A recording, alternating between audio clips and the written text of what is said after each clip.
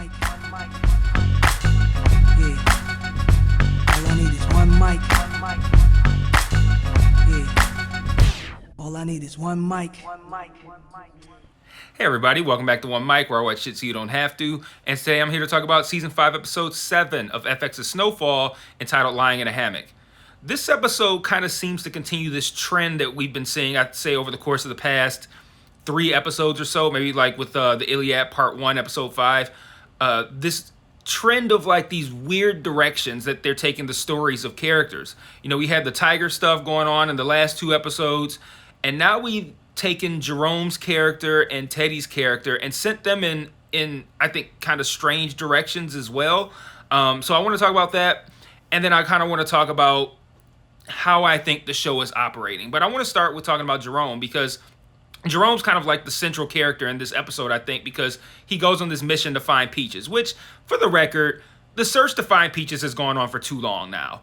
It's been, I don't even know how many episodes, 4, maybe even 5. I don't think it's been 5, but this has gone on for too long. Anyway, Jerome does this search for Peaches, and it takes him like through like this veterans hospital to like a dope house where it's like mad junkies strung out on the floor.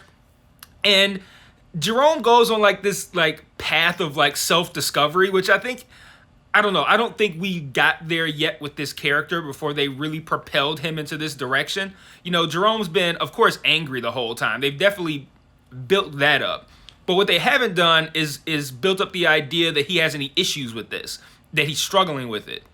And then in this episode, out of nowhere, it's like he's like at this, like it was like some sort of, I guess, like a veterans meeting where I guess they, kind of like AA, but they're like sharing, how they feel after having dealt with the wars that they were in. And this guy's just like, yeah, I'm so angry all the time and I just don't know what to do. And you see Jerome sitting there and it's like, he like sheds a single tear. And I'm like, what am I watching, a fucking Hallmark movie? Like what is this? I'm like, I don't know. It seems a little bit fast to have taken a guy like Jerome who just like beat the shit out of a guy last week, which, like I said, that does build up to the idea that he is dealing with a lot of anger. And then I do see the comparison between being in a war and being in a war on the streets in LA during the height of the crack epidemic and gang violence, police violence, all that kind of stuff. Like, I get the parallels between that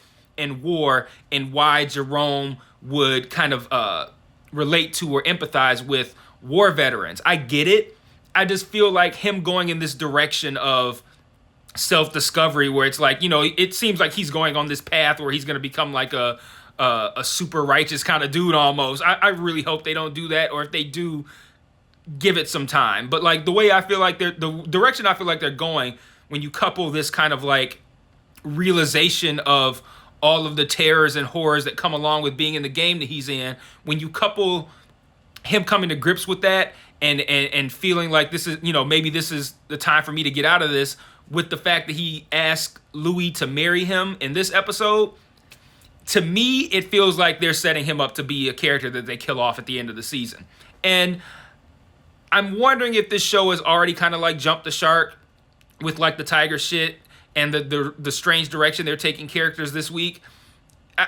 If this is the end of Jerome's story, I'm out on this show.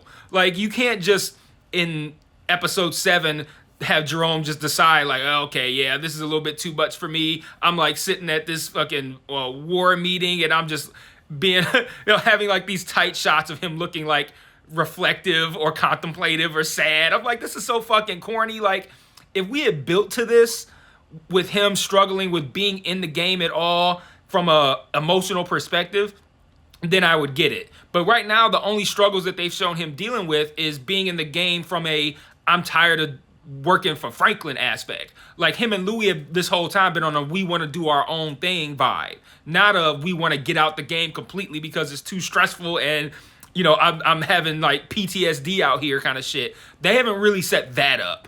So to have him like really lean heavily into this, and then coupling that with him asking her to marry him and just kind of like building up this like perfect life for Jerome, it all to me kind of feels like a setup to kind of like pull the rug out from under us. Like, okay, we Jerome's gonna be happy. He's gonna be out of the drug game. He's gonna be coming to grips with his anger. Him and Louis are gonna be either married or say on the way to a wedding, and some like the motherfucker that he beat the shit out of last week is gonna come back and kill him, and that's gonna be the end of his story. And if that's what happens, and I'm sitting here in episode 7 telling you what's gonna happen in episode 10, that's a problem from a writing perspective. That is that predictable, but.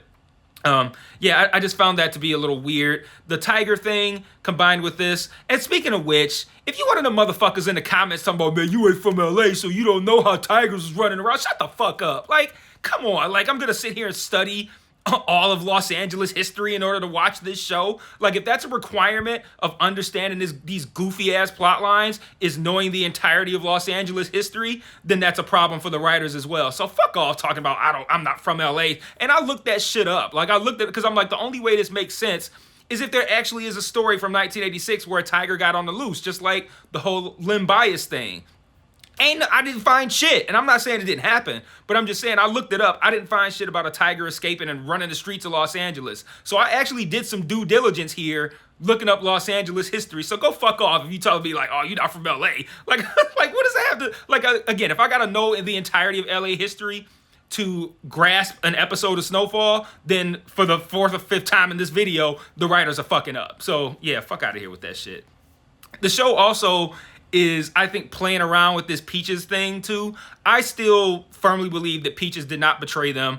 I still firmly believe that he is sick. He probably got AIDS from like needle pad. Like if he actually is a junkie or he actually is doing drugs, that's probably how he got sick. And I still believe he's in a hospital somewhere. But it's almost like the show is trolling us. Like they know that we suspect that he has HIV, and they have Jerome like at a clinic and talking to a doctor where he gets no pertinent information at all. So I'm thinking like, this is where we're gonna find out Peaches got HIV, and he gets literally no information on Peaches from this guy, and then gets like, here's a card here's a card to go to this war veteran meeting.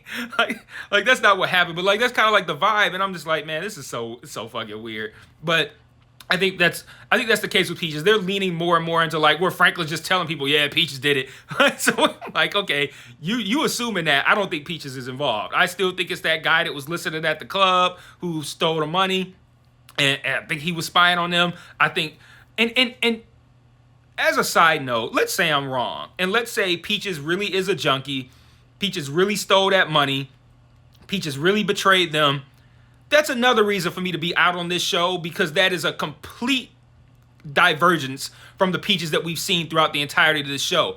And if you want to build up to that, if you want to do that kind of betrayal for a character, you got to build up to that. We got to start seeing hints that Peaches might be like 98% loyal.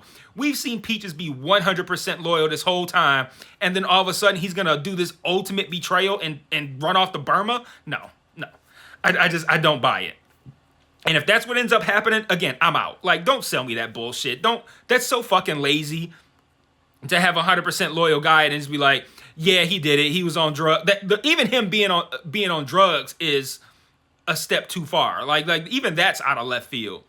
But even if I accept that, I'm not gonna accept him doing this ultimate betrayal completely out of nowhere. So nah, fuck that. I don't buy it. And I don't buy this as what's happening. I still think they're gonna pull the rug out from under us, and it's gonna be what I've been saying this whole time. But if this is on the up and up, and this actually is what they are gonna do with Peach's character, I'm out. Like, if there's a season 6, you ain't gonna find me watching that shit, because they're making too many fucked up decisions right now on this show.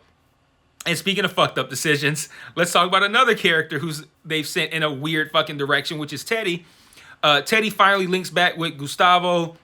He links back with Franklin. He lays down the law on Franklin, telling him what he is and ain't gonna do, like talking about security, his business deals, all this kind of stuff, because he holds Franklin responsible, which Franklin invited him to do so by, again, going like, yeah, Peach did it, with no evidence at all. Like, yeah, Peach did it.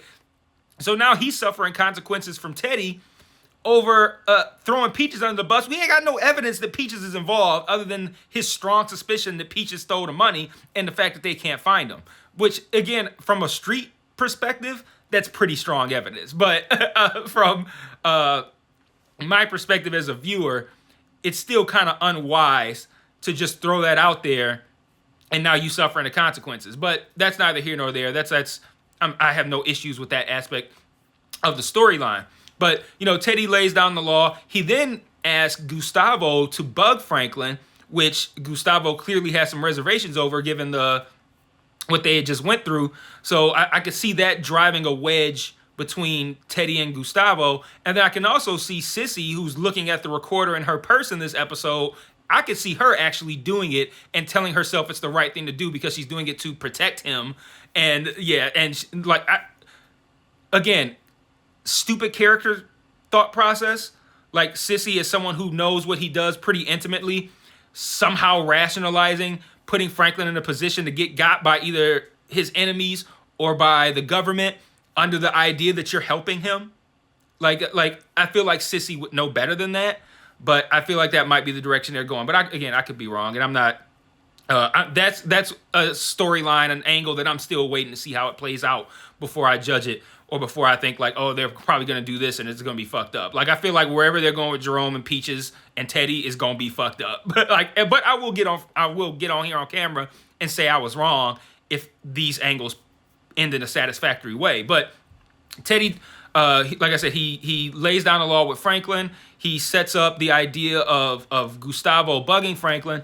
And then what they do that I think is weird is they again send him back to that Parissa chick to get his wound sewn up. And that whole situation continues to be really fucking weird, man. And I'm just, this Parissa character, don't need her. Like, this whole storyline is completely pointless for right now. This could be setting up to have her play a major role in season 6, which again could be me, another way of pushing me out of this show. But like right now, this angle with this Parissa character is weird.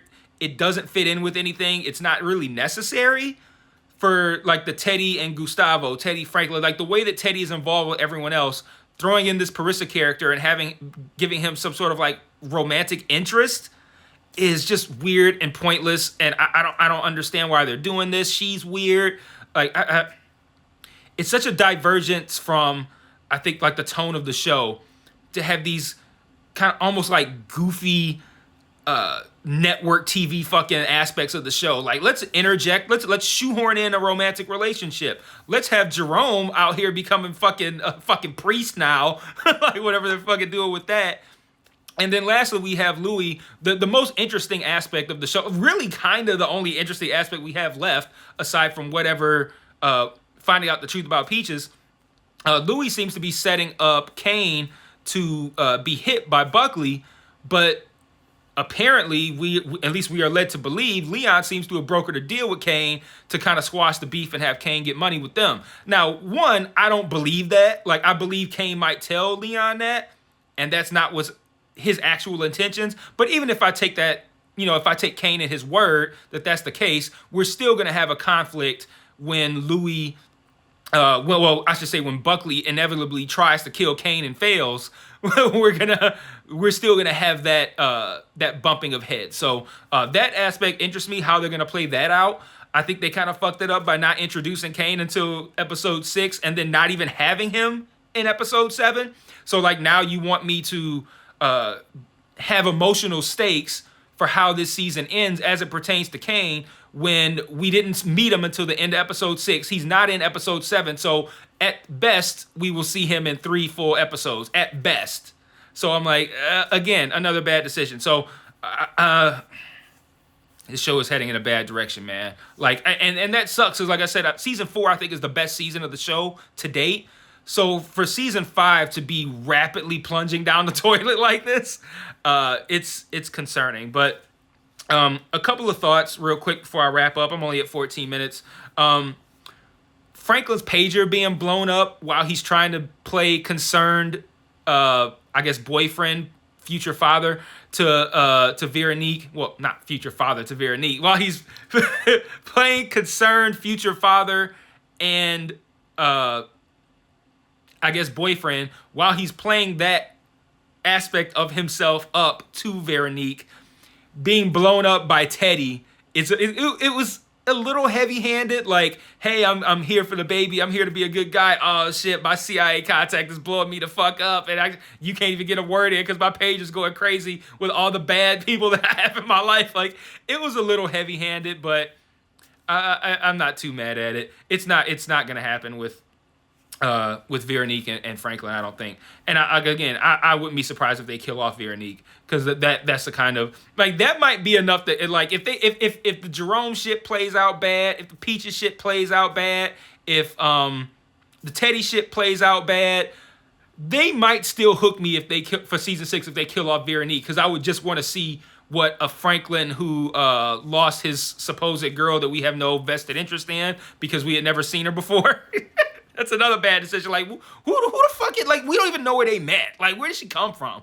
But if that doesn't play out well, and they end up, and they do end up killing her off, and Franklin has to start season 6 with a dead girlfriend and child, I would be interested in seeing how that plays out, especially if Kane is responsible for it. So now they set up a full season 6 arc of Franklin versus Kane, where it's like, Franklin took his kid brother and Kane took his girl and unborn child. Like, I could, like, that head to head, that would be enough to keep me in for season 6, even if all the other things, Jerome, Teddy, what was the other thing, Peaches, if that all goes left, that would still be enough to hook me for season 6. So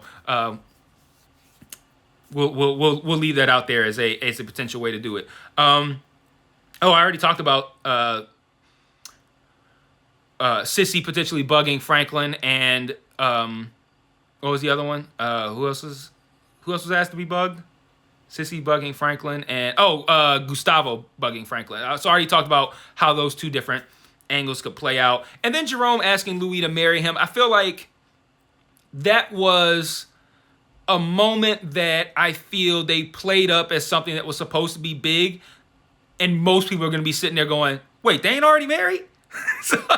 But even if you knew that they weren't already married, that felt a little bit, again, like, it feels like they're rapidly pushing Jerome to a conclusion to his life by, like, that's how they always do it on these shows, right? Like, oh, this tormented character finally finds peace and then he dies.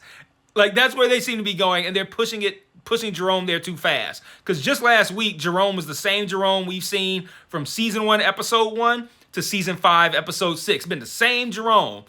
And now they just like they've started putting him in pushing him, throttling him in a different direction. So I don't really know how that's going to play out, but I'm a little concerned for the direction this show is going. But 3 episodes left. Let's see how they pull it off, and I'll see you guys next week for episode 8. Peace.